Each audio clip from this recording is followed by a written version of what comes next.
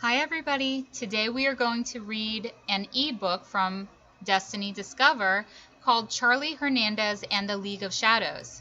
This also happens to be one of the 6th grade SSYRA books for 2020-2021. But first I'm going to show you how to find your own ebooks on Destiny Discover and be able to check them out for yourselves. Of course, we always go to BPS Space Launchpad. Get signed in using our student number at brevardschools.org and our password. Once we're into our Launchpad, we click on Follett Destiny.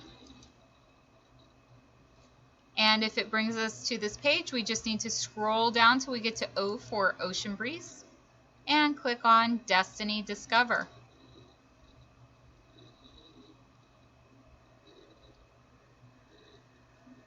In Destiny Discover, I'm going to do a search for Charlie Hernandez or any of our SSYRA books.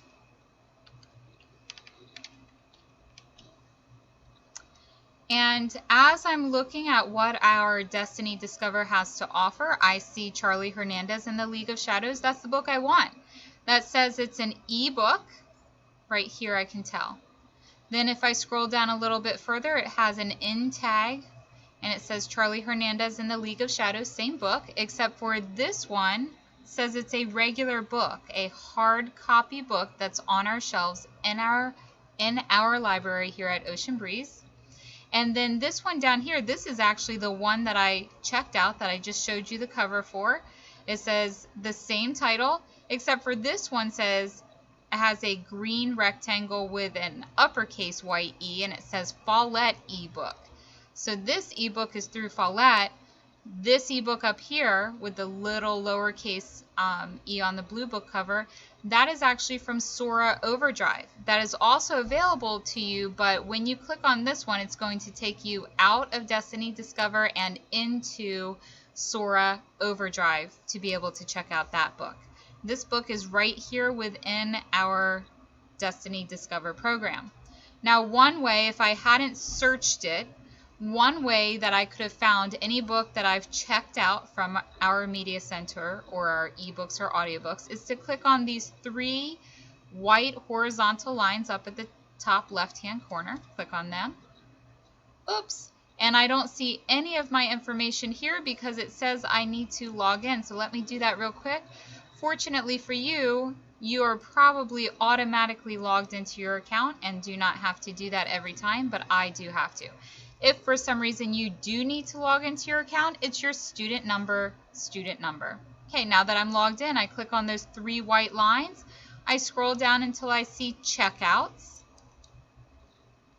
And when I go into checkouts, I can see I have Charlie Hernandez, and it's ready to open or return. Well, we want to read it today, so I'm going to click on open. But as soon as I finish this book, I'm going to click on return, so the next person that's waiting for this book to become available can start reading it as soon as I finish. Let's begin reading. Charlie Hernandez and the League of Shadows by Ryan Calejo. To my parents who always believed, to my abuelita who helped me believe. Myths, my abuela used to say, are truths long forgotten by the world, which is probably why she collected them the way some people collect stamps or mugs with pictures of kittens on them.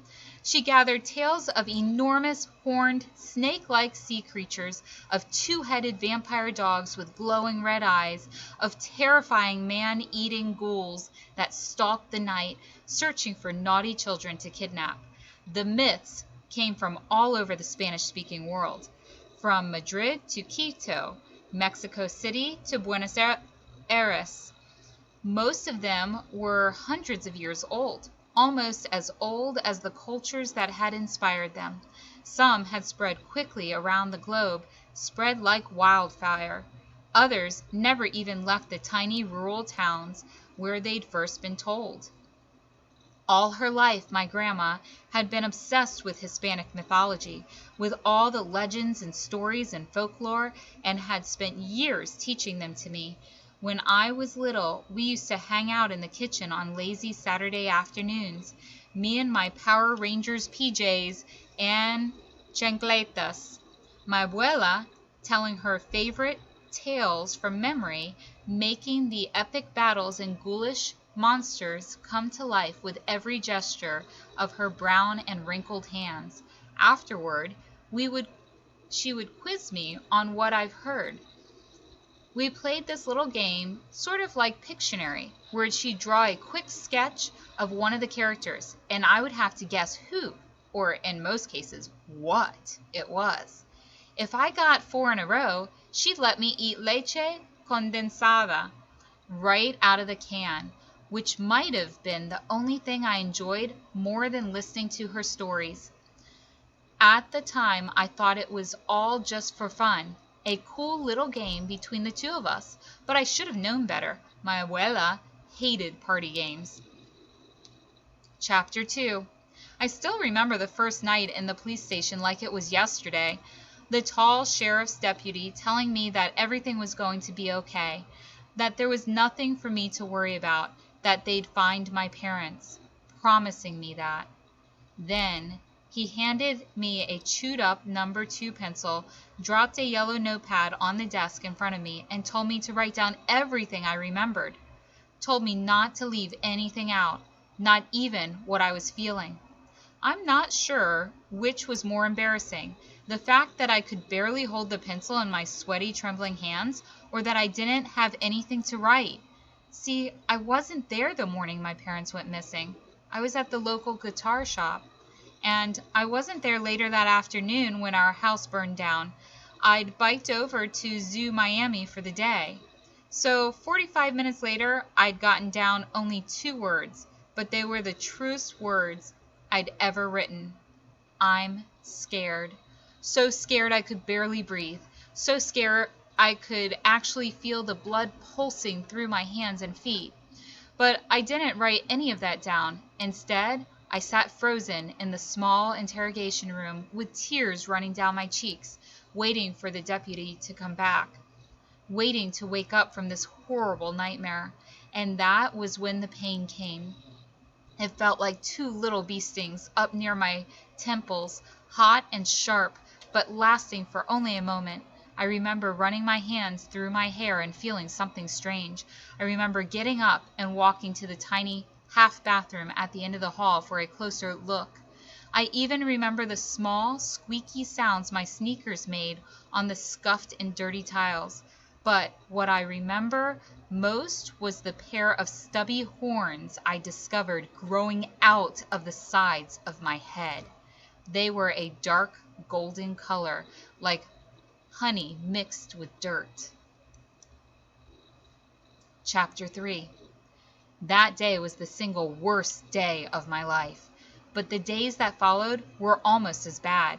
Since I didn't have any living relatives, my abuela died when I was 9, and child services was having a hard time finding a place for me, I spent the next 2 weeks sleeping on a scratchy cot in one of the empty cells at the front of the police station. Every night, I planted myself on the folding chair outside the station's 911 call center, listening in on the dispatchers, hoping to hear something, anything about my parents. And every night I was disappointed. Obviously, with a pair of horns growing out of my head, I couldn't help but think back to my abuela's myths, especially the one about the morphling. In those stories, the young hero would always defeat his nemesis, an evil, narcissistic, twice-cursed witch, by manifesting some kind of animal trait.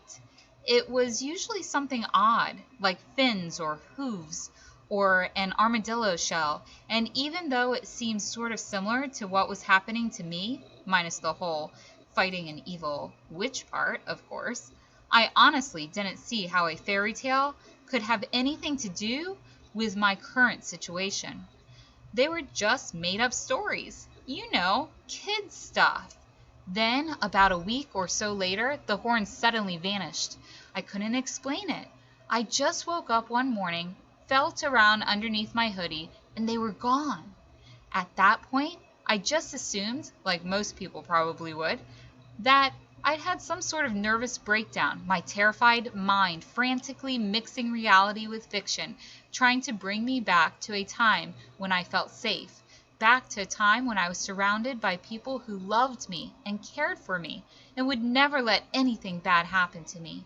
At least, that's what I kept telling myself. That is, until the unthinkable happened. Again.